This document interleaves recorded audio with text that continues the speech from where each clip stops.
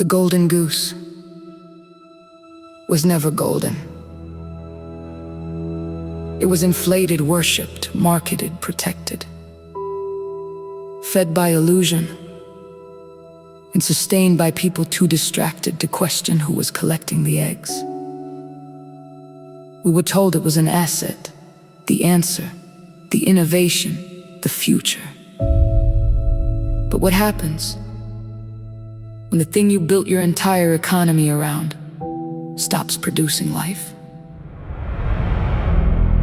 Now the numbers are trembling, the graphs are cracking, the promises are aging in real time. And suddenly everybody is asking the same question they should have asked from the beginning. Was the goose ever healthy? Or were we hypnotized by the shine of the eggs?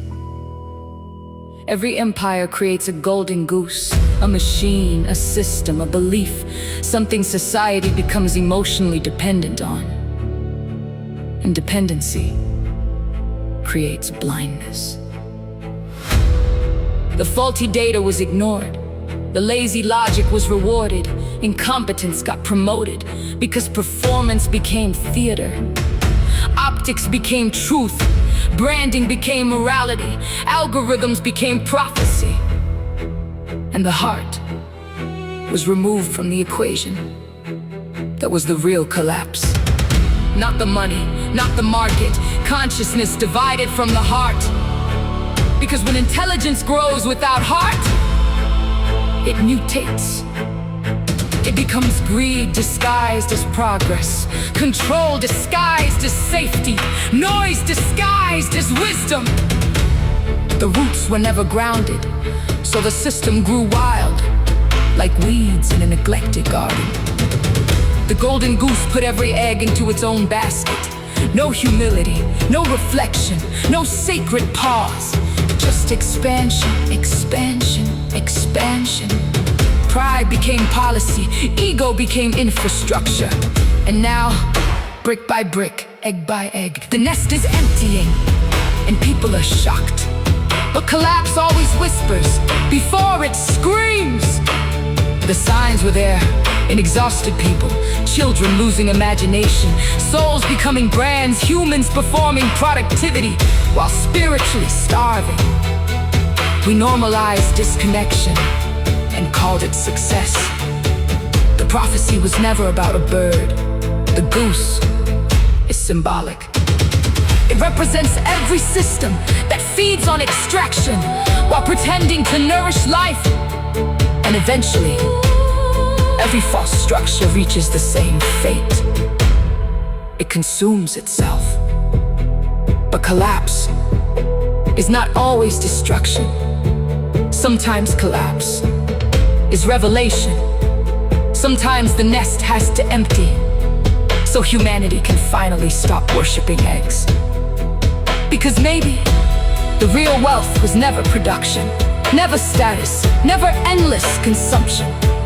Maybe the real asset was always the heart. And a civilization disconnected from the heart will eventually bankrupt itself, emotionally, spiritually, and economically.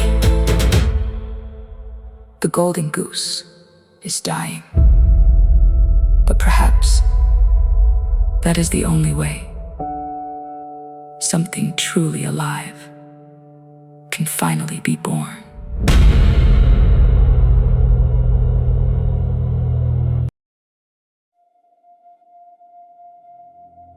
They keep saying the economy is collapsing. Stocks falling, banks trembling, prices rising, systems cracking. And fear is spreading faster than truth. But let me tell you something they never taught in their institutions. A righteous person was never sustained by the economy. Because before there were markets, there was God. Before currencies, there was provision. Before governments, there was divine order. See, this war was never truly financial. Money is just a visible symptom of an invisible battle. This is spiritual, and spiritual wars always manifest through physical systems. That's why anxiety is increasing. That's why people feel exhausted even after sleeping. That's why souls feel heavy inside rooms full of luxury. Because an economy can feed the body while starving the spirit.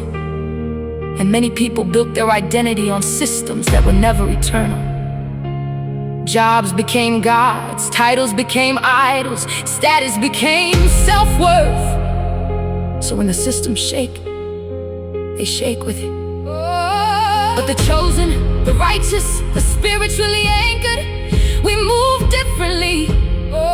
Because our source does not come from Wall Street, not from politics, not from algorithms, not from public approval. Our source is higher. The world panics when the river dries up. But the righteous understand we were connected to the rain, not the river. That is why throughout history, while empires collapsed, there were still people protected in the wilderness. Still people fed during famine. Still people untouched in chaos. Because divine provision does not obey economic conditions. And the enemy hates that. The system wants fear. Fear keeps people controllable. Fear keeps souls dependent.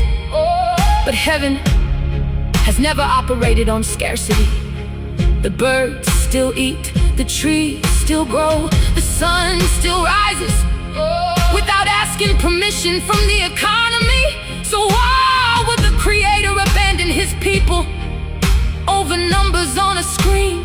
This is not personal, this is spiritual. Some people are fighting humans, not realizing the real battle is against confusion, deception, greed, ego, and disconnection from God. The greatest attack was never against your wallet, it was against your faith. Because if fear can disconnect you from trust, the system no longer has to imprison your body. Your mind becomes the prison. But those with discernment can feel it now. Something is shifting. The illusion is cracking. People are beginning to realize that survival without peace is not living. That abundance without soul is emptiness. And maybe, just maybe, the shaking of these systems is forcing humanity to remember what is eternal. So let the markets tremble, let the false structures collapse. Because when your foundation is spiritual, storms become revelations, not destruction. The righteous were never meant to worship the economy. We were meant to walk through it without bowing to it.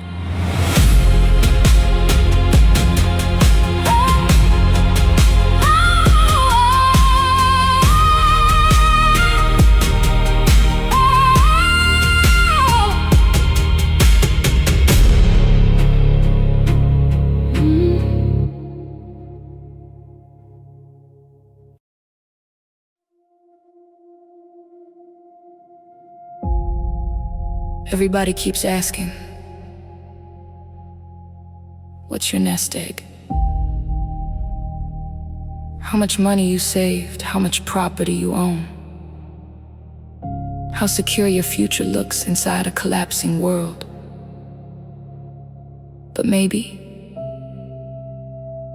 that was the wrong question from the beginning. Because some people spent their entire lives protecting an egg while starving the bird inside themselves. See, society taught us that a nest egg was financial. A retirement, a safety net, a number in an account that makes fear feel temporary. But what happens when the system protecting the egg becomes the thing cracking it? What happens when banks fail, markets bleed, currencies shake, and people realize their security was built on smoke? Suddenly everyone is searching for stability. But stability was never external. That's the deception. The real nest egg was never money. It was consciousness, peace, discernment, faith, the condition of your soul when the world starts trembling. Because let me tell you something terrifying. A person can have millions in the bank and still be spiritually homeless. A mansion, but no peace. A platform, but no identity. Followers, but no purpose. And the emptiness, that's the real poverty. The world trained people to invest in survival, but not in spirit. So now people know how to build resumes, but not themselves. They know how to increase income, but not inner stability. They know how to chase attention, but not truth. And that is why so many are collapsing emotionally. The second the external world shakes.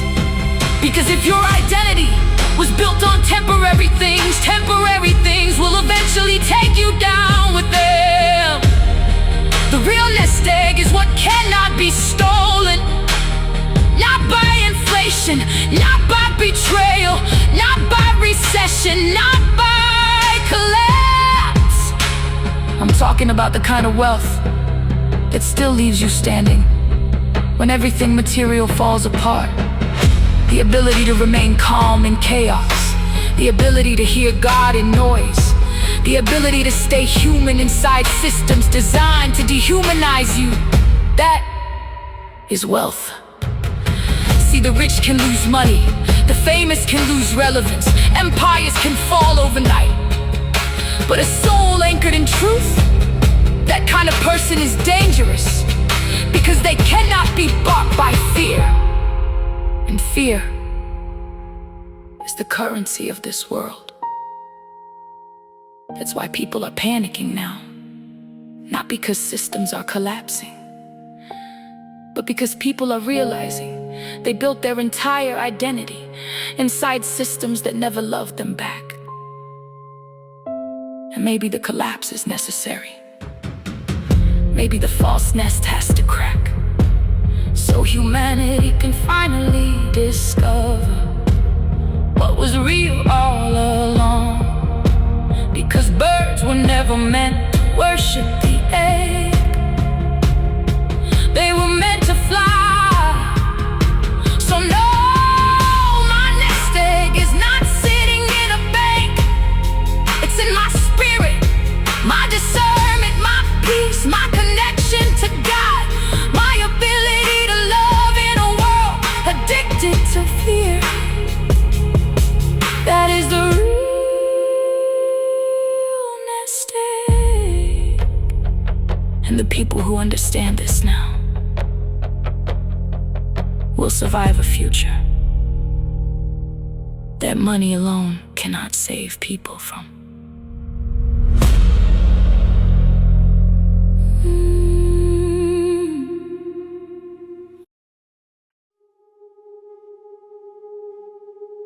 They never needed chains. That's the part people still don't understand. The most powerful prison is the one a person decorates themselves. See, this generation thinks warfare looks like violence, but the highest level of warfare is distraction. Because distracted people cannot hear themselves, cannot hear God, cannot hear truth. So the system learns something terrifying. If you control attention, you control reality. And now look around. People scroll longer than they pray, consume more than they reflect, react more than they discern. The soul is overstimulated and undernourished. This is not accidental. They created an economy where your attention became the product. Your focus, your emotions, your outrage, your insecurity, sold, packaged, monetized. and people call it entertainment. But what happens when a human forgets how to be present? What happens when silence starts feeling uncomfortable? That is the sign someone has become dependent on noise, and noise is one of the enemy's favorite weapons. Because noise keeps people fragmented. Constant stimulation, constant opinions, constant comparison, constant performance. No stillness, no reflection, no connection to the heart. Just consumption.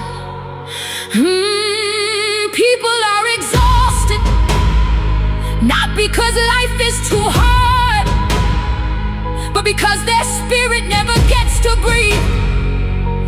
Every moment filled, every emotion interrupted, every thought invaded. Notifications, advertisements, algorithms, fear cycles, artificial urgency. The modern world mastered one thing: keeping people spiritually busy, so they never spiritually awaken.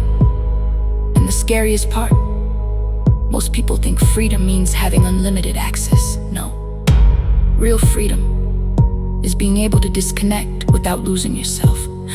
Real freedom is being able to sit in silence without needing distraction to escape your own mind. Real freedom is protecting your inner world in a civilization designed to colonize it. See, the war changed. They no longer fight for land. They fight for attention, because attention is energy, and wherever human attention goes, power flows. That's why discernment is rare now. People absorb thousands of voices every day and still don't know their own. They know trends, memes, celebrity drama, artificial outrage, but they cannot identify the condition of their own soul. This is why people feel empty, even while constantly entertained, because stimulation is not nourishment, and distraction is not peace. The people who survive what's coming next will not be the loudest. They will be the most grounded. The ones who protected their spirit, guarded their attention, stayed connected to the heart, learned how to hear truth beneath the noise. Because in an age of manipulation, discernment becomes wealth. In an age of distraction, presence becomes rebellion. And in a world addicted to noise, silence becomes power. Back to heart. Back to heart.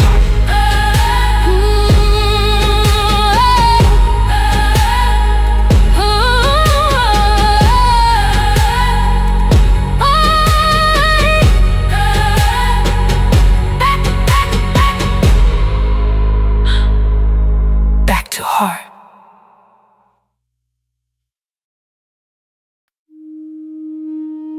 Everybody keeps asking, who owns the future? The banks, the governments, the corporations, the hidden hands moving markets behind closed doors. But maybe the real question is, who remembers the beginning? Because before the golden goose, there was the earth. Before currencies, there were rivers. Before stock exchanges, there were seeds. Before people worshiped profit, humanity understood the mother. And that is what they disconnected us from. The golden goose was never just economics. It was a replacement god. A system designed to make people forget that life itself was once sacred. The earth became real estate. Water became resources. Forests became inventory. Human beings became consumers. Everything alive was converted into a transaction. somewhere in that transformation, humanity lost its memory. But the tribes remembered, not perfectly, not romantically, but they remembered something modern civilization buried: that the earth is not property, she is alive. The mother was never mythology. The mother is the intelligence of life itself, the river that feeds, the soil that restores, the intuition modern systems train people to ignore.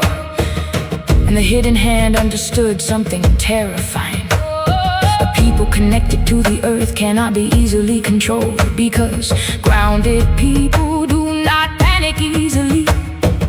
People connected to spirit cannot be manipulated through fear the same way. So the disconnection began. Remove people from nature, remove them from silence, remove them from ritual, remove them from ancestors, remove them from the feminine wisdom of creation, and replace all of it with consumption. Now people know brand names better than plant names.